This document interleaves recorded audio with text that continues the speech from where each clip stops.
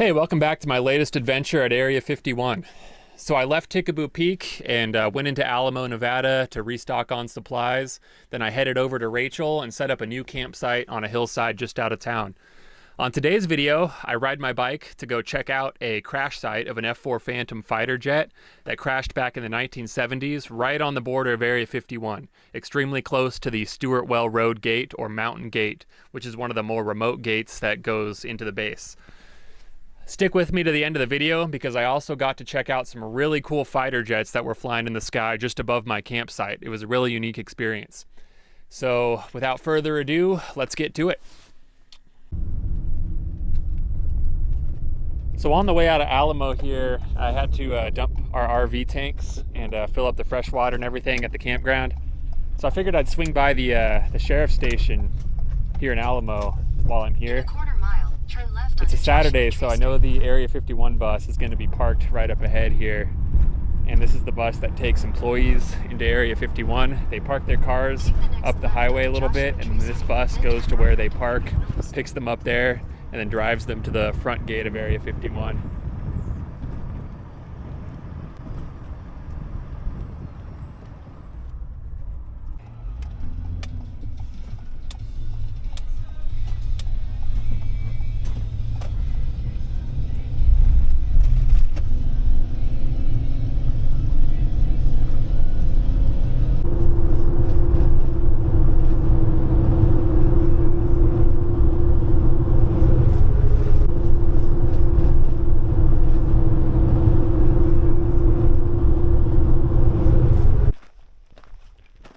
Quick stopover at the black mailbox. Whenever I pass it, I like to leave a few trinkets if I have them. In this case, I found some Pokemon cards and a stone beetle on my travels, so I'm going to go ahead and pass those along to somebody else. It's always kind of cool to see what people leave in here.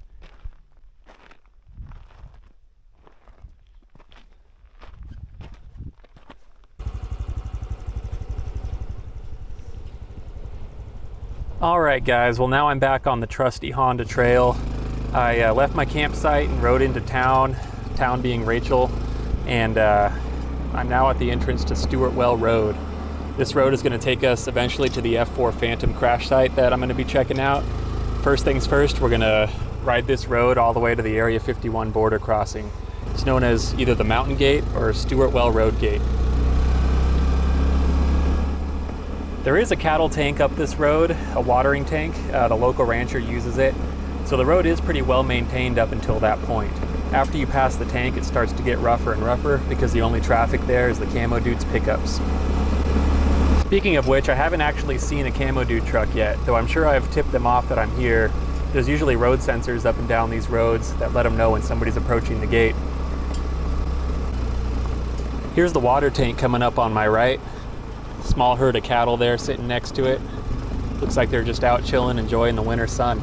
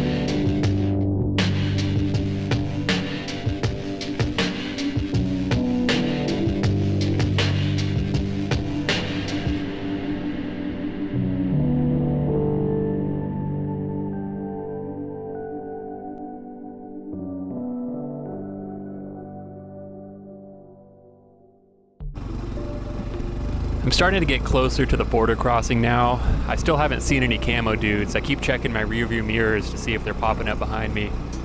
I don't actually know if they would come from behind me or in front of me. It just depends if they'd be coming from the back gate or from the Stewart Well Road Gate ahead of me. As long as they don't mistake me for those other two bikers, I should be good. If they do mistake me for those other bikers, they might draw guns on me. If you don't know what I'm talking about, go watch that video of the two bikers approaching this gate. You'll see what happens. I suspect they crossed the border, which is why the Camo Dudes responded that way. This little offshoot road to my right here, that's actually where they perch a lot of times when they're watching this area. A lot of times you'll see a white raptor sitting at the top of that hill.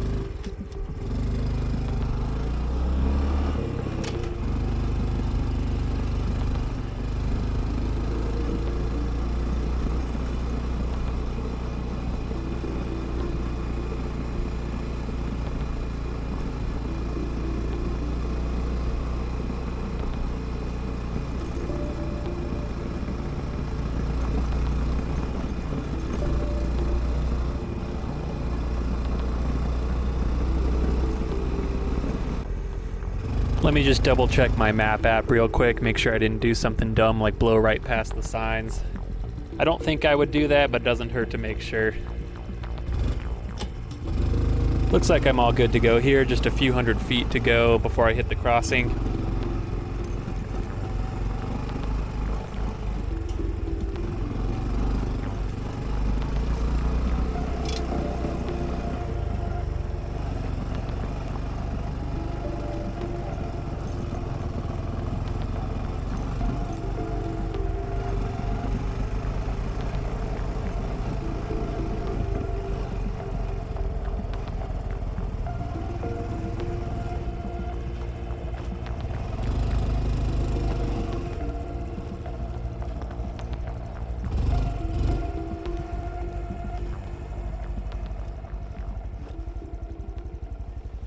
And here we are at the warning signs marking the border. I'm not sure how people manage to blow past these sometimes. They're pretty obvious. If you watch the EWU Body Cam YouTube channel, you'll see some body cam footage from Lincoln County Sheriffs of people blowing past these signs and getting stopped up ahead. You have to really not be paying attention to blow past these. Hey, I finally have a visitor.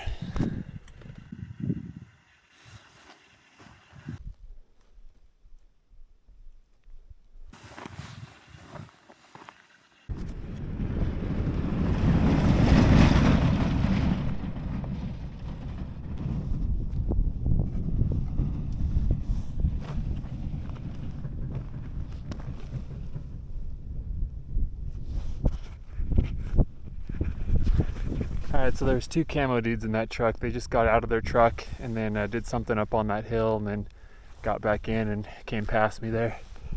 Looks like they stopped again further up the road, so I'm going to change my battery out and then get on over to where I have to park for the crash site.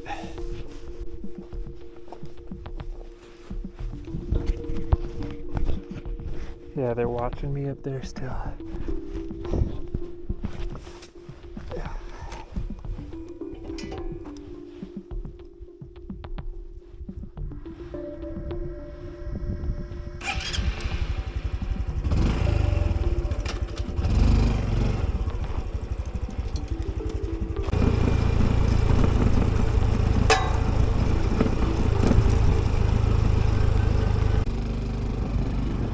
So this little two-track trail offshoots from Stewart Well Road. It goes southeast and eventually we'll loop back around to be going northwest.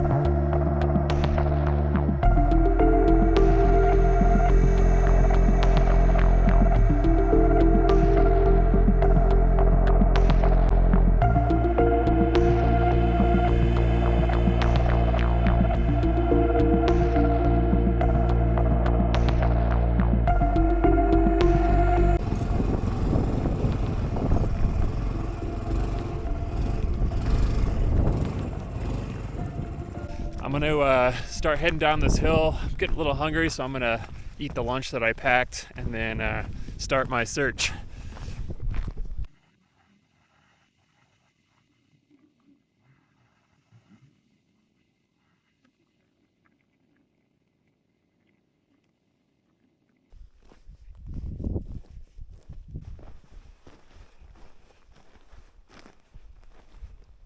So I'm just going to be kind of combing the hillside up and down, and hopefully I stumble across something here.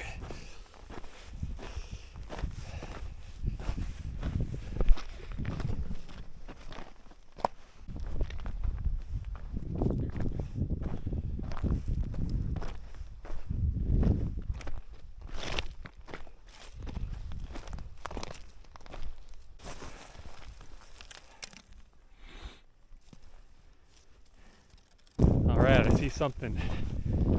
And I see the Camo Dudes are coming up the road just to see what I'm doing.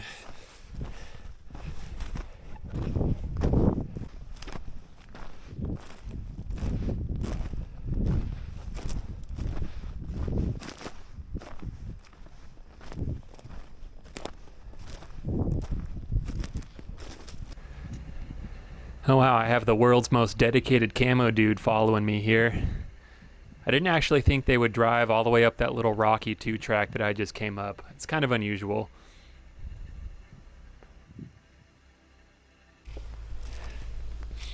So I've officially reached the wreckage.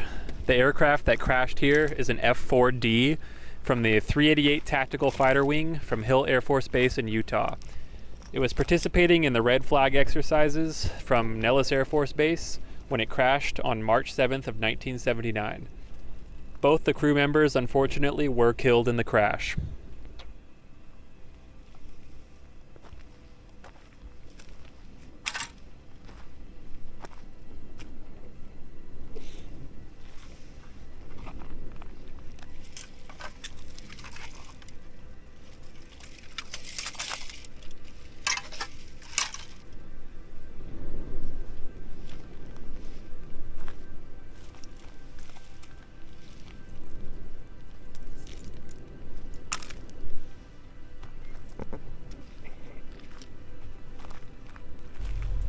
It's amazing how well things stay preserved in the desert. Without much moisture in the air, you don't get a lot of rust. A lot of this text here is even still visible.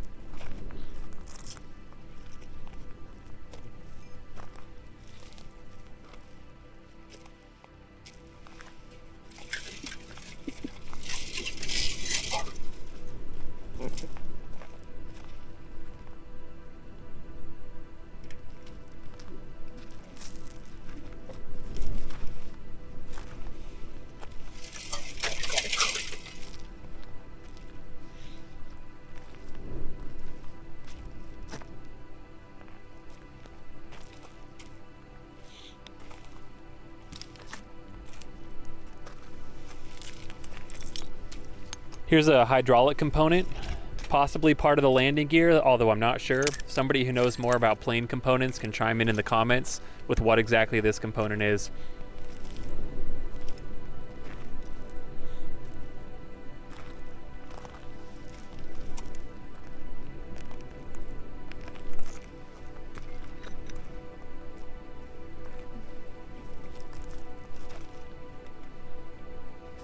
Here's a good look at some of the circuitry.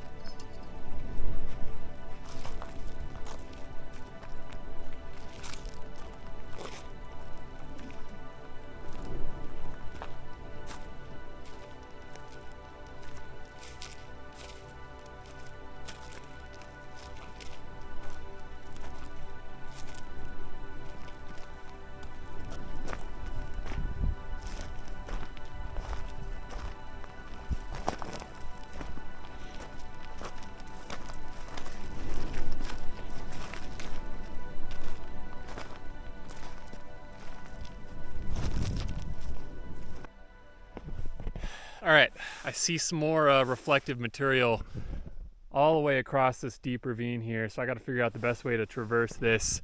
Yeah, probably just gonna have to scramble down on my hands and knees.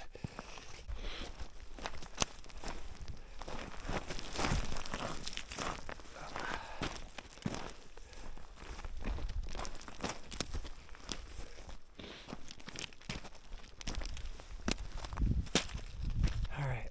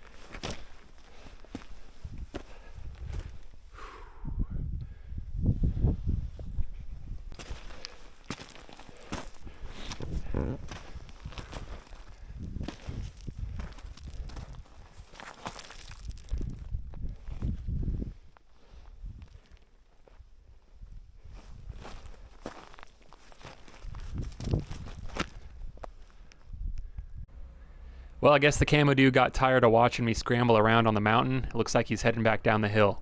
I've seen pretty much all I'm going to see here, so I'm going to be following him out of here just the same.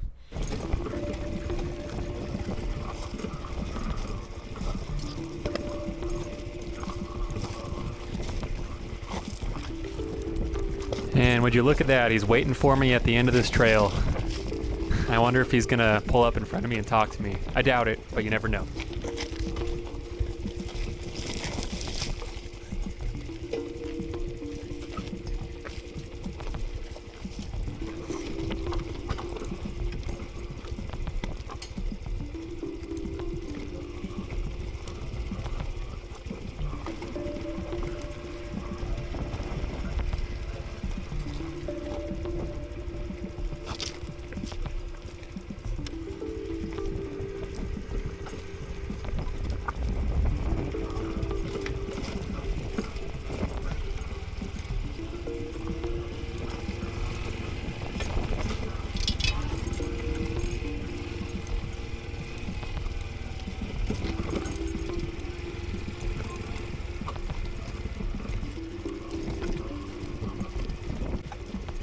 Oh, he is waiting for me right at the end.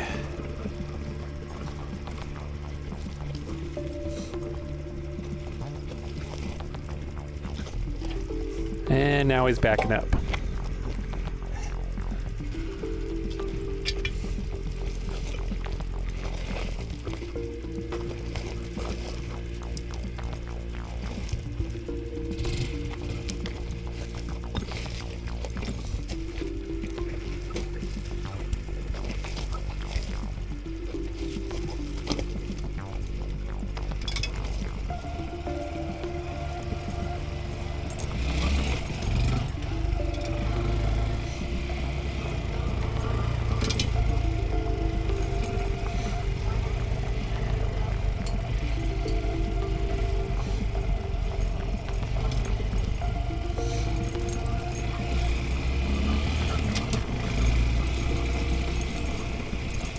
So after I made it back to my campsite, I went to sleep for the night. It was pretty uneventful, but the next morning I woke up to something really exciting. I got to see, for the first time in my life, some F-117 stealth fighters flying. Now, the Air Force supposedly retired these a number of years ago, but they do still fly them in limited capacities out here at Groom Lake, so it was a really cool treat to get to see one in action.